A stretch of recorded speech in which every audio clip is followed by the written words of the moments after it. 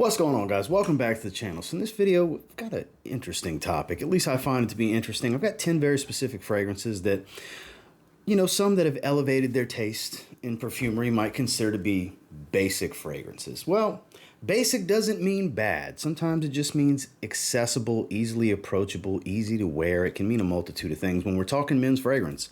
And with these particular 10, I don't feel like you need all 10. But I feel like you need something along these lines. Maybe one of these 10 or one that's similar to something in this particular lineup of fragrances, because everybody should have that just easy to wear, enjoyable, smells good to those around you. You're going to enjoy wearing it. Just, a solid designer fragrance. So let's go through these 10 and see if it provides any value for you. Stay tuned.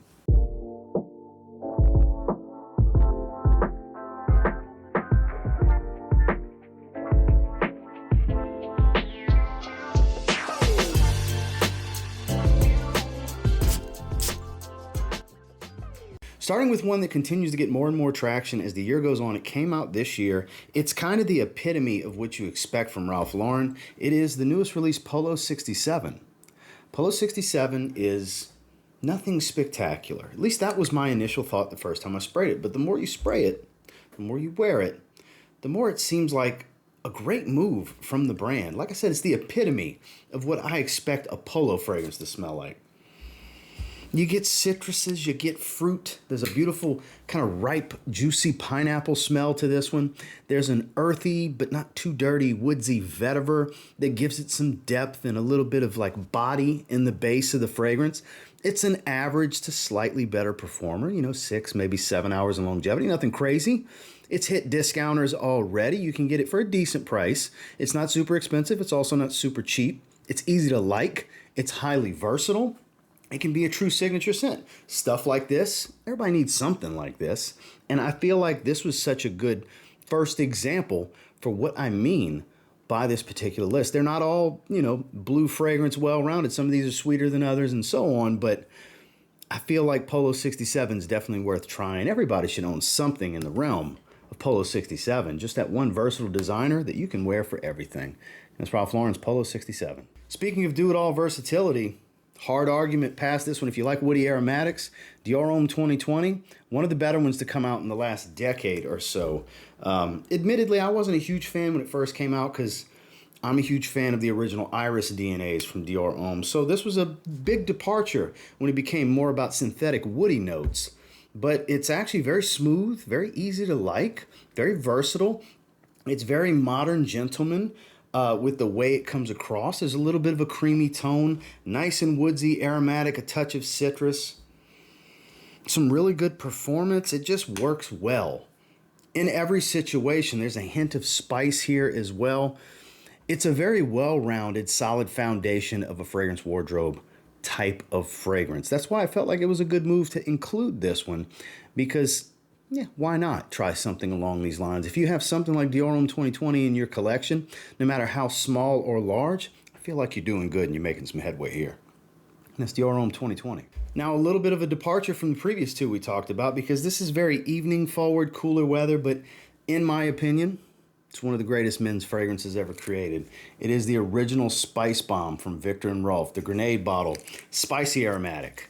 Loaded with peppers, red pepper, black pepper. There's a little bit of tobacco here. It's bright and aromatic without being some super fresh fragrance, but it's not too heavy of a wear at the same time. It is one of the best smelling men's DNAs I've ever come across. I love the entire line, all of the flankers. At the recording of this, the newest release that's coming out later this year, Spicebomb Dark Leather, has yet to drop. I can't wait. I'm going to do like I normally do when Viktor&Rolf drops a Spicebomb flanker, and as soon as it hits their US website, I'm buying it. No hesitations. I do it every time. Because I believe in this line. I believe this particular fragrance, the original Spicebomb, is one of the greatest of all time. This is Mount Rushmore kind of stuff from a men's designer standpoint because it was kind of out of the norm when it came around. I want to say 2010, something like that. And it's just based around peppers. Kind of out of the norm. It's not your typical blue. It's not aquatic. It's not a shower gel fragrance. It's all about the spice. It's very attractive. It still works to this day. And for as great as the flankers are, I still think everybody should try the original. This might be the only one you need. It's Viktor&Rolf Spicebomb. Now let's slide on into an amazing sweet fragrance with crazy performance. Crazy, you hear me? Based around an all-time great men's designer in Jean-Paul Gaultier's Le Male, this is Le Male Elixir. So there's a tobacco note that offers this dark, earthy nuance, but it's a honeyed, sweet, thick vanilla type of fragrance. Even comes across a little chocolatey in some ways. We're gonna give this one a spray, what the hell. It smells so good, beautifully powdery. Powdery and sweet. Not everybody likes powdery, I get that. I'm a fan though. Again, kind of a syrupy sweetness. You gotta like sweet designers.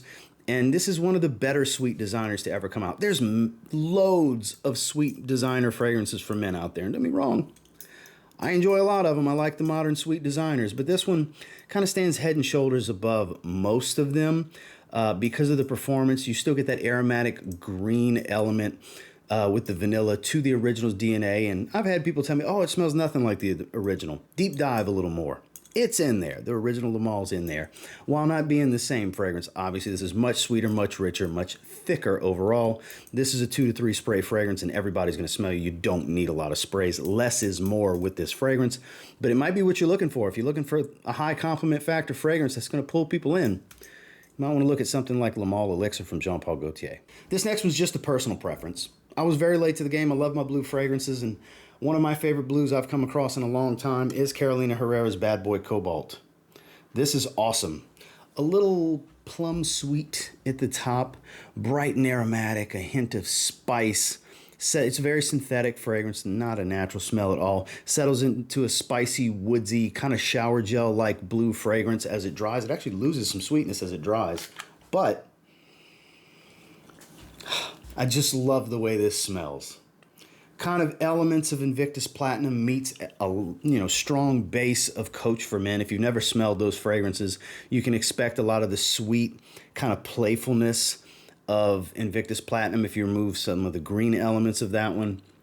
And then that synthetic, aromatic, musky, spicy tone, very fresh, musky, spicy, woodsy smell of Coach for Men as it dries down. I think would be the best way to describe this one. At least that's what I'm going with. That's how it smells to me. With slightly above average performance. I actually get about 8 hours of longevity out of this one. I know some get less, some get more. Everybody's situation is going to be different. We are true variables when it comes to these fragrances, when it comes to our ability to smell them and the way it reacts on our skin. I really love this stuff. Like, deep love and appreciation for this fragrance. This is a beautiful fragrance, and I would encourage you checking it out. This might be the one of the bunch for you. It's Carolina Herrera's Bad Boy Cobalt. We can't go through this without an aquatic, right? And I debated on the original, but then everybody would say, but it's a weak performer. Yeah, it is. It's still the best smelling one, though. But, Dolce & Gabbana Light Blue Eau Intense. One of the better, strong aquatics as far as the designer market. Saltwater aquatic, fresh citrus, sharp and synthetic, but potent stuff. High compliment factor. The trail is gorgeous in this one. Your sillage that follows you around is pure magic. It really is another one, high compliment factor. I'm just a fan. Up close, a bit harsh, a little much to just sit there and sniff up close, but when you just kind of live in it and roam around and let it hit you throughout the day, let it hit others as you pass by, that's where the true beauty and magic is to this fragrance. It's very affordable these days. It's around 50 or 60 bucks to get a 100 milliliter bottle like this. Sometimes you get lucky and get it even a little bit cheaper than that, but that's kind of going rate, and it's great for it. This is a bona fide beastly fragrance on my skin. Again, on the synthetic side, musky, saltwater, marine, aquatic, but man, some good stuff here. Everybody needs an aquatic. Everybody, I think, needs an aquatic in their collection. Why not one of the greats with Light Blue Eau Intense? One of the most popular fragrances ever created is Creed Aventus, and Montblanc made their interpretation of it. It's not a clone. It doesn't smell exactly the same. It does its own thing, but it'll remind you of it, and it's garnered its own following in the process. It's Montblanc Explorer. This one, beautiful citrus, has a bit of an ambroxan smell, a little bit of a leathery, woody feel to it that kind of darkens the fragrance up. This is some good stuff. Personal favorite of my wife's. Again, citrus, musk, A little bit of a shower gel feel. Not a lot of spice, but a nice deep woody tone. I believe it's like an Akigala wood or something like that. I can't tell you distinctively what that woody note smells like, but I can tell you there's a little bit of this like inky leathery facet to it that helps tie it to Creed Aventus's DNA without smelling exactly like Creed Aventus. Average performer for me. I've always gotten around 6 hours. I've heard people get crazy good. I've heard people say, oh, reformulated, it's 2 hours. You're going to see it across the spectrum with every fragrance, not just the 10 that are in this video, but you know, it's on the affordable side. It's highly versatile. There's another one that can operate in and out of your day, no matter what situation, what you're wearing, what the season is. This stuff's going to work. You just spray accordingly to your setting and who you're going to be around, and the possibility of a compliment is going to be pretty high. No guarantees, obviously, but your enjoyment is also going to be very high. Again, this Montblanc Explorer. Let's go back to the well with Ralph Lauren, shall we? In my opinion, the best polo red they've put out. I just love this one. I have the majority of them. About half of them, I would say. But for me, the Eau de Parfum is the highlight of the Polo Red line. I know there's people that swear by the Extreme, the Intense, Long Discontinued. It's a beautiful cranberry coffee fragrance. Yes, I said cranberry and coffee. It was magic. I still have a bottle. The EDT, slightly powdery. I never saw that coming the first time I smelled that. There's really good ones. There's Red Rush, there's Red Remix, there's Red Parfum that doesn't really smell like red all that much, but is still a good fragrance in its own right. But this one, the citruses, the ginger spice, it's sweet, but not as sweet as the others. It doesn't offer the same level of powderiness. It doesn't have all of the coffee of some of the heavier, darker flankers like the Extreme and the Intense. But it has all of the enjoyment, all of the high compliment factor, above average performance, great affordability. It's youthful and playful, but doesn't smell too juvenile at the same time. It doesn't just smell like your teenager should be wearing this one, because I know certain fragrances will get that tag. It's a good, joyous fragrance. And what do I mean by that? It's just fun to smell. It's fun to wear. It works with everything. People are going to like the way you smell. Polo Red's DNA is some good stuff. And to me, the peak of it is Polo Red Eau de Parfum. Now, these last two are non-negotiable. You need to try these. And you don't necessarily have to try the two specific iterations that I'm talking about, but you need to try something in this line. Starting with Bleu de Chanel, this is Bleu de Chanel Parfum. In my opinion, one of the greatest designer fragrances ever created.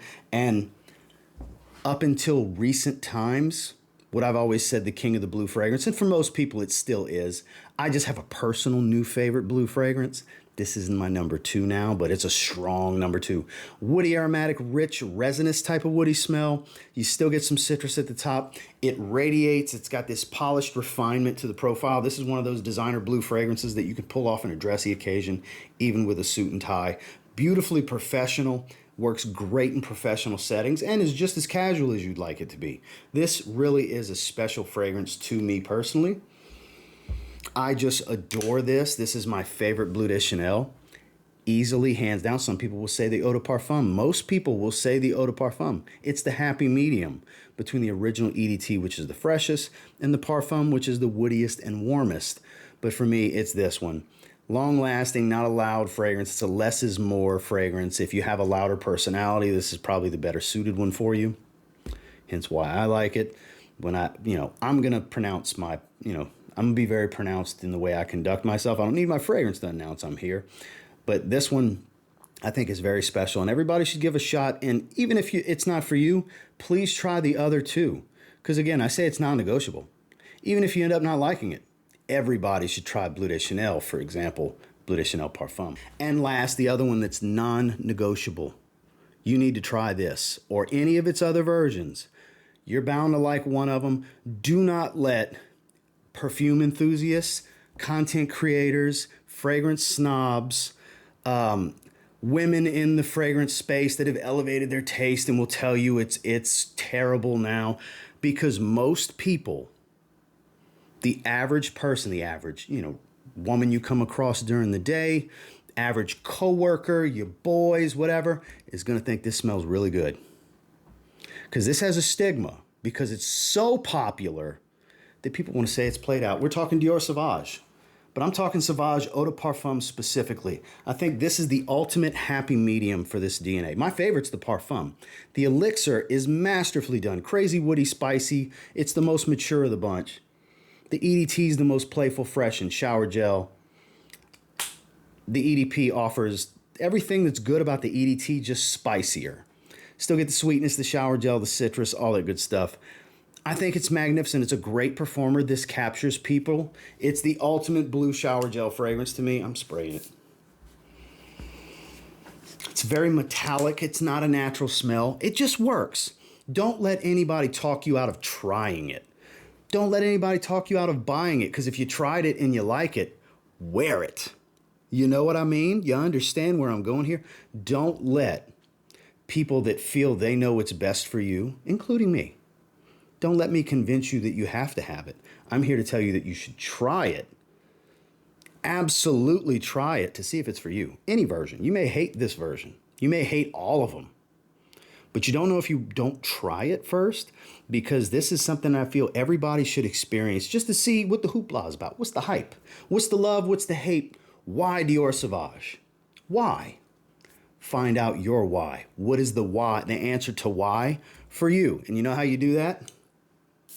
You get it on skin, give it a little sniff, or you spray it on your neck, and you go on about your day. Go get a tester. Go to a department store. Spray that shit on. Go throughout your day. See how you feel about it, because I'll tell you one thing that'll change how you feel about it. And this goes for the proudest of fragrance enthusiasts as well. Let somebody tell you how good you smell. It's going to elevate that fragrance and how you think about it. No matter how prideful and experienced your taste, or how new you are to wanting to explore aromas.